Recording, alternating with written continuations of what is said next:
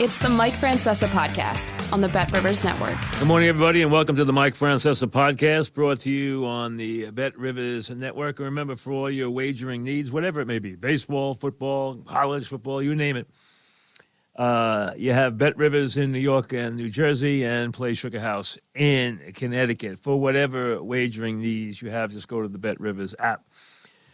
We have reached the final 10 days of this baseball season, which almost to me seems like it never will end. I think it's partially been long because the teams have been in first place so long, and you've been thinking about both teams going to the postseason for so long.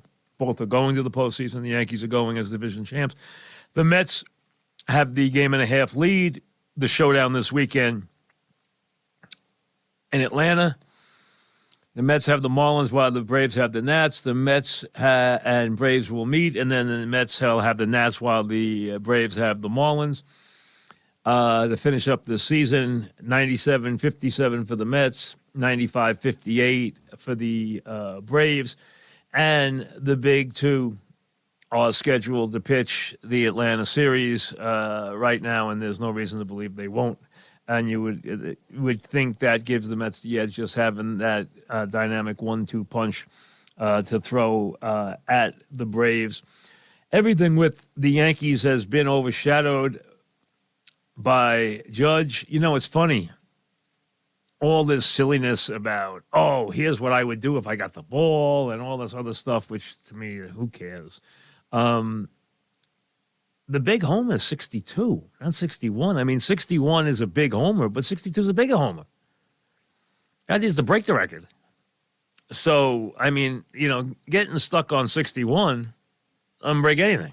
So, to me, there's 2 to go, and, you know, 7 of the last 10 games are on the road. So, there's a very good chance it will happen there. You know, I see all this talk about Ohtani winning the MVP. Listen, I know what he does is unique, but if Judge is in the MVP in the American League this year, I don't know how anyone could ever give anybody else the award, because how could you be more valuable than he's been to the team? You know, I mean, if you've watched the Yankees this year, and for a long stretch they were a bad team, and it's been a long time since they were a tremendous team, which they were early in the season for the first 50 games. He has been, I mean, he has carried this team. There's no question about it. I mean, there are other guys who are, you know, Rizzo's had his hits, Torres has had his big hits, but he has carried this baseball team this year. There's no other way in what has been a really, you know, all-time season, and which could culminate, obviously, with the Triple Crown. We have 10 games to go, and then we have a very exciting and I think should be very telling postseason for both teams. If you ask me right now which team I think has a better chance to get to the World Series, I will take the Mets because of the pitching, because of the presence of Scherzer, DeGrom, and Diaz. That's the difference. The Yankee bullpen, there's nobody there you can count on in a big spot. Nobody that you can feel good about in a big spot. I'm sorry. It might happen. Somebody might come through and pitch well, but you know what?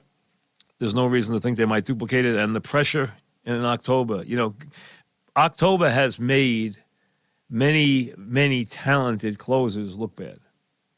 So it can just devour guys who aren't that good. All right, let's get to the emails. You can send your emails to the Mike Francesa Podcast at gmail.com. Luke starts us off. Is there a sport that you used to enjoy covering and watching that has fallen in your rankings? Good question. By good question, I mean if something makes me think when I read it, then, you know, makes me ponder the answer, then it's usually a good question. I love baseball. Baseball was my first love. It was my best sport in terms of playing by far. I grew up with baseball. In those days, baseball was it. But But I think baseball has hurt itself dramatically in its regular season product, dramatically. And I think they have a lot of work to do. But they can't mess up October baseball, because what is sometimes tedious in June and July is utterly dramatic in October. That at bat that goes on forever in a meaningless June game doesn't seem so compelling. It is utterly just gut-wrenching in October. October baseball is just unbelievably good. Just like Stanley Cup hockey is unbelievably good, October baseball is unbelievably good. The regular season lacks. There's no question. And they've devalued the regular season and their rule situations and what they've done to the game and what they've turned these hitters into. Really, the game has lost a lot. Mike in Massapequa, I know it's football season, but the New York Fall horse racing meet, although not at Belmont, yes, it's not, because they're working on Belmont, because eventually it's going to be Belmont and Saratoga. There'll be no aqueduct. That will be sold. That land will be sold to the airport, and Belmont will be the track here, and downstate and the upstate track obviously will be Saratoga. My father watched Ruffian, and he described her as one of the most breathtaking horses he'd ever seen.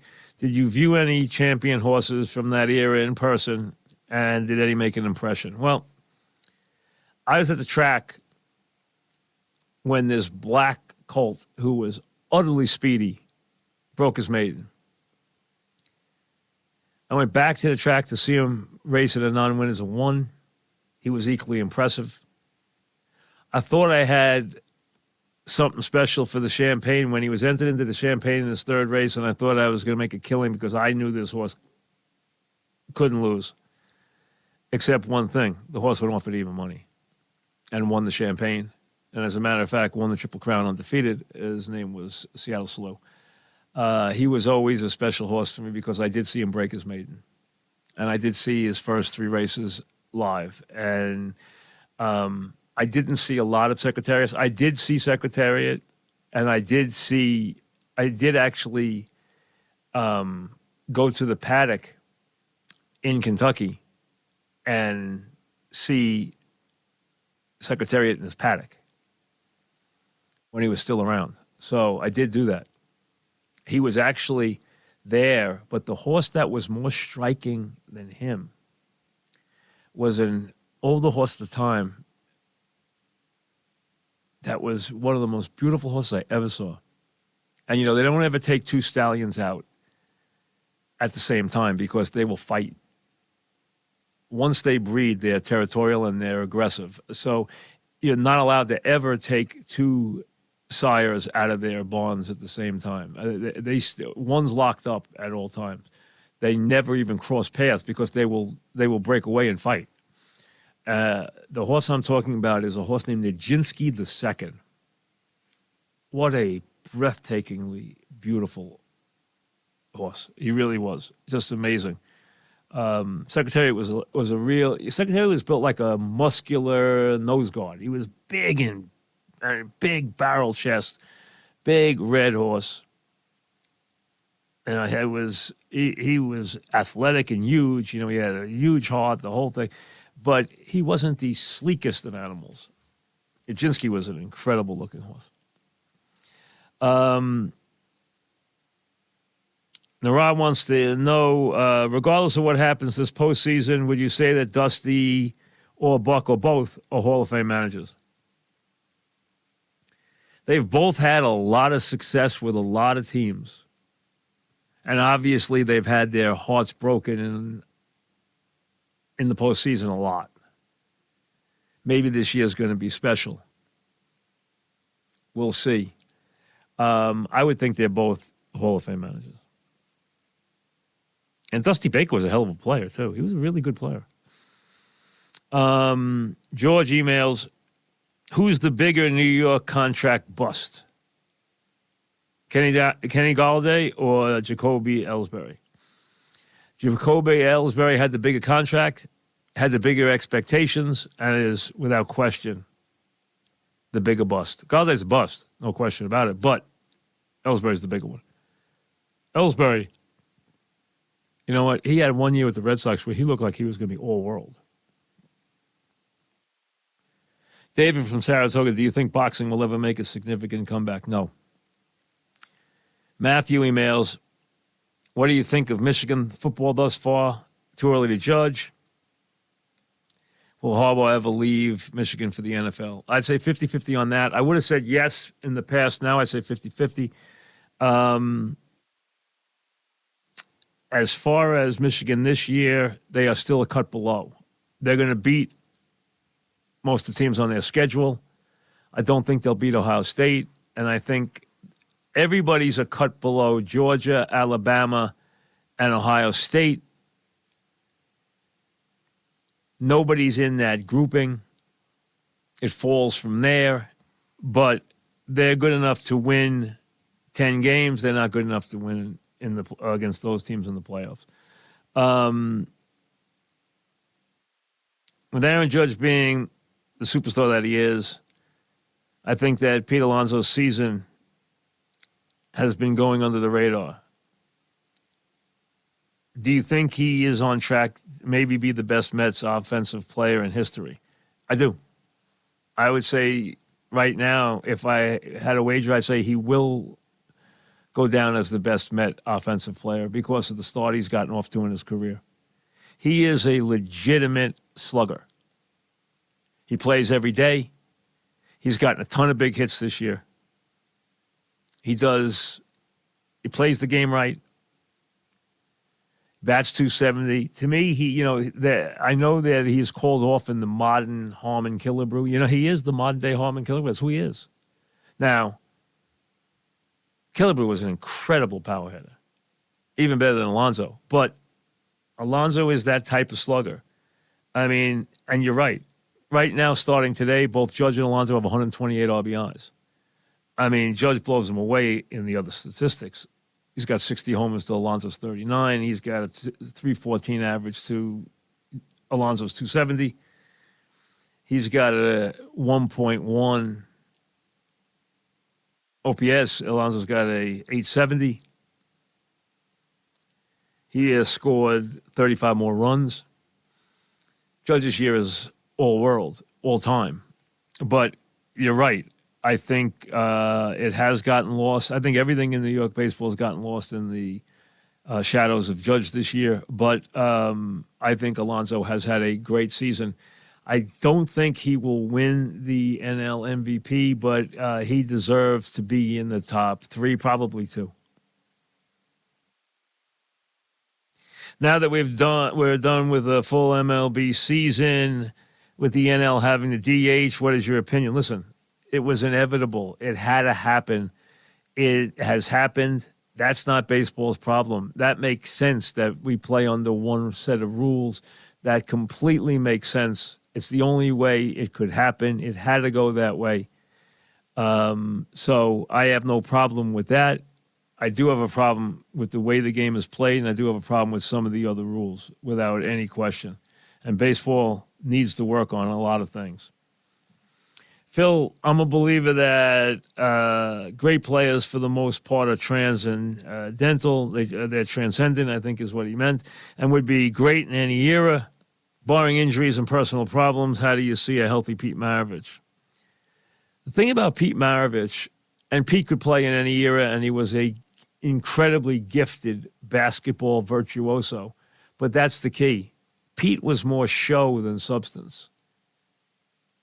Pete was meant to be viewed in a singular prism. He was not meant to be viewed inside a team concept.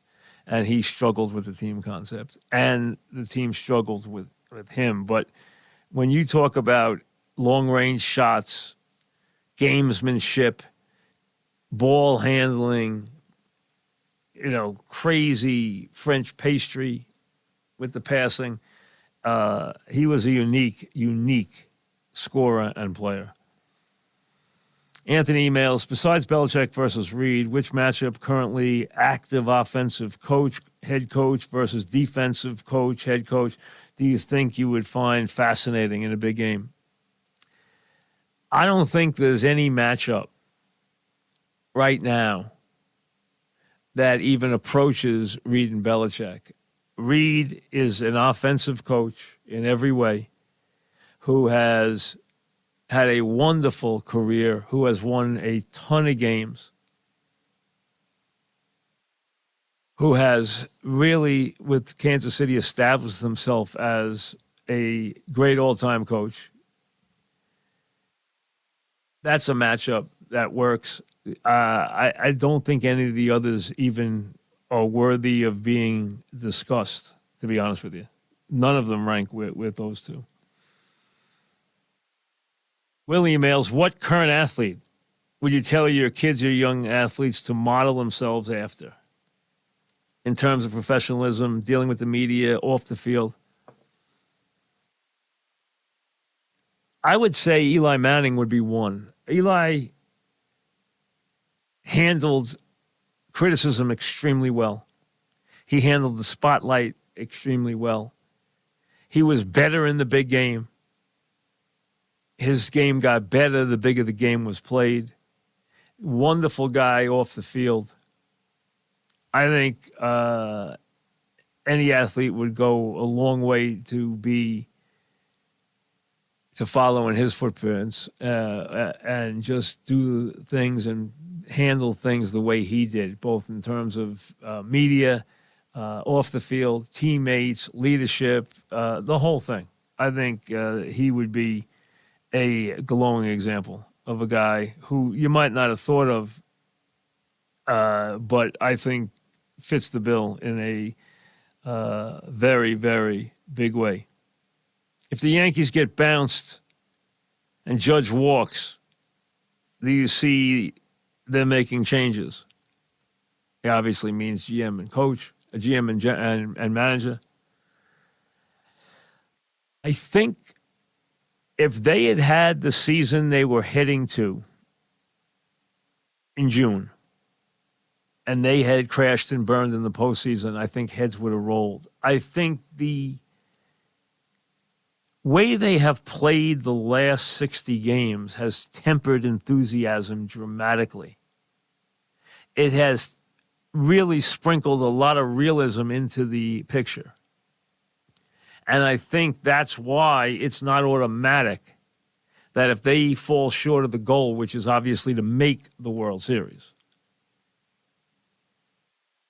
See, I always thought a Yankee season was acceptable or good if they made the World Series. You don't have to win the World Series. If you win the World Series, great. I mean, because plenty of times the Yankees have lost the World Series.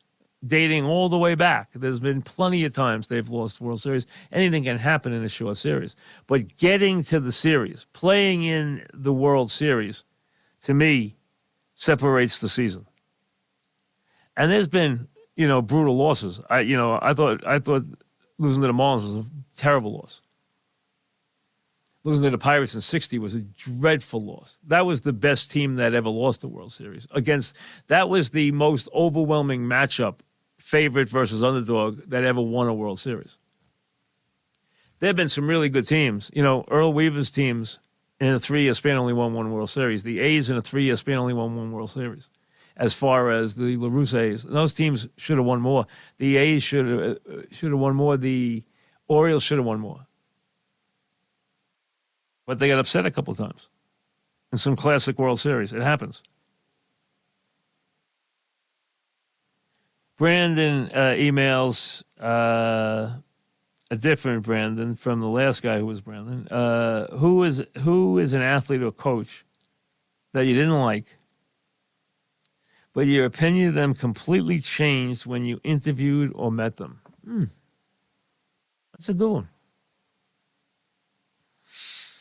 Who I didn't like, meaning I didn't like their style or who they were, their type of performance. I'm going to think I hadn't met them, and I had an opinion of them as a coach or a performer, and then it changed when I met them. I really liked them. I'm sure. I think there's definitely people who have fit that bill. I'm trying to come up with one quickly.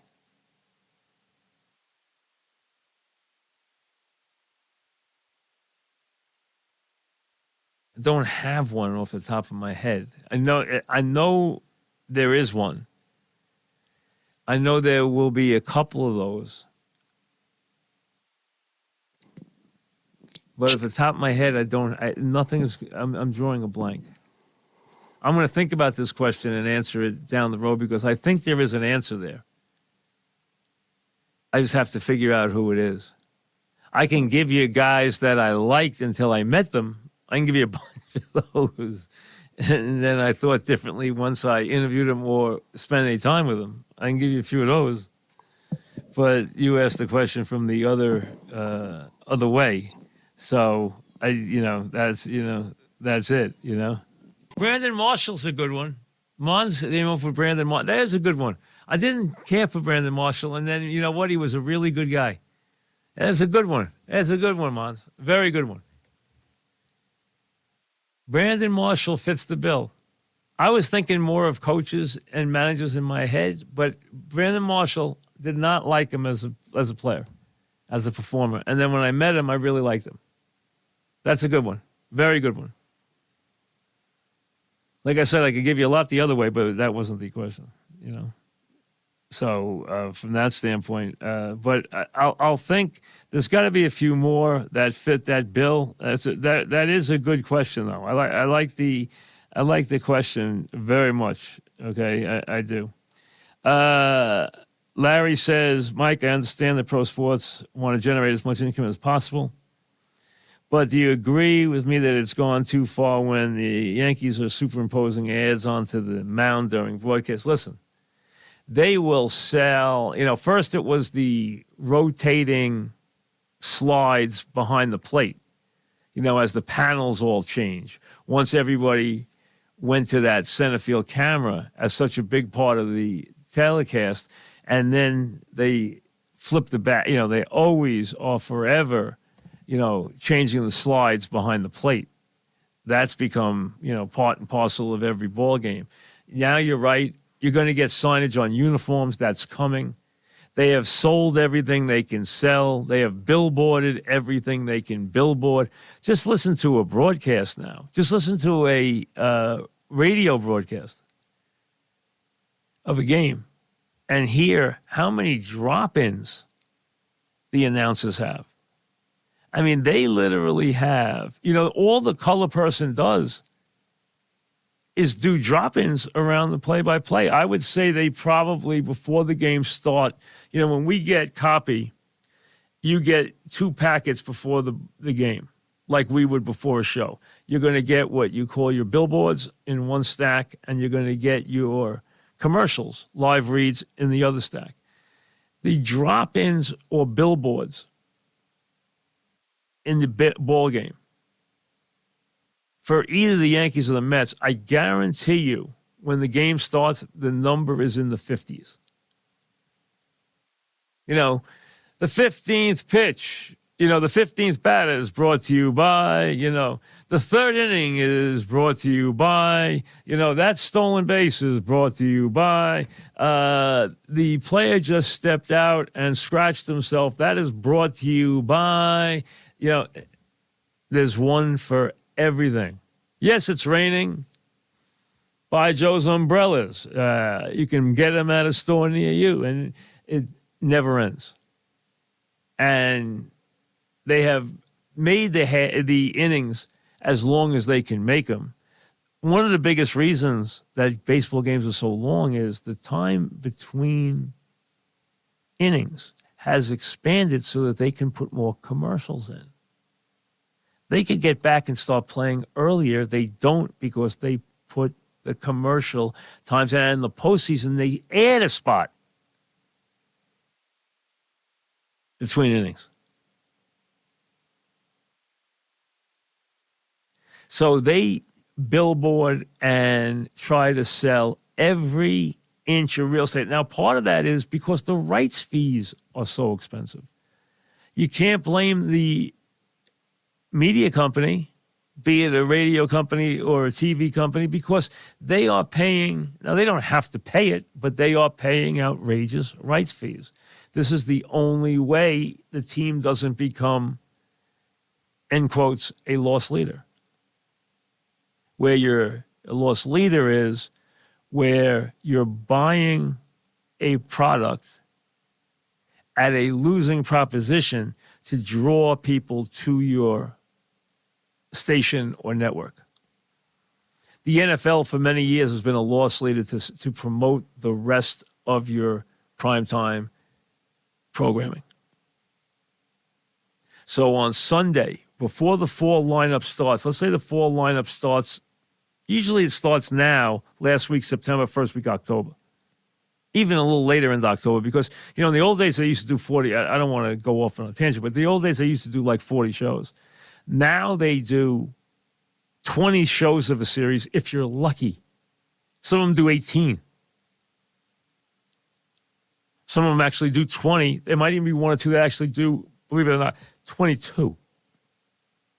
That's the max. Because they're too expensive to do. You're paying these guys per episode. So if you got Blue Bloods, you'd like to have 35 episodes, but you're not paying Tom Selleck, or you don't want to pay him for 35 episodes. Because you can't do a show without him. So again, all the same thing. It always comes down to the same thing. Make a buck. And that was the premise of your email, and it was 100% correct. Make a buck. But is it going to go the other way? It never goes the other way. It's always an expansion of figuring out a way to generate more income. Because rights fees keep going up and up and up. Now, again, you can get us with your emails at Mike Francesa Podcast at any time at Mike Francesa Podcast at gmail.com. Send them along, and you never know when we'll read them. We always are looking for good ones. Now, one thing before we bid you adieu today. I saw today, maybe you saw the announcement, that the Pro Bowl is over. They will have skills competition. I can tell you, I have been calling for them to cease with the Pro Bowl for at least 25 years. And to do anything else, but try to play that football game, because it doesn't work. And they have finally killed the Pro Bowl. But in essence, it died about 20 years ago, maybe longer. They just propped it up and tried to make it work, and it never worked. Now, I know they said there's possibly a skills competition or a flag football game. Give me a break with a flag football game. Please, don't bother. Don't insult us. We'll see you soon. Thanks for listening to the Mike Francesa Podcast on the Bet Rivers Network.